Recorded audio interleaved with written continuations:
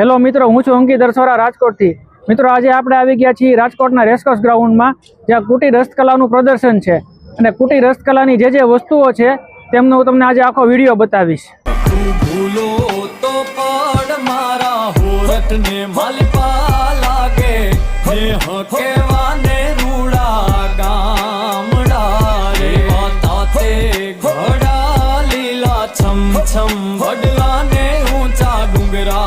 आगे रे ओला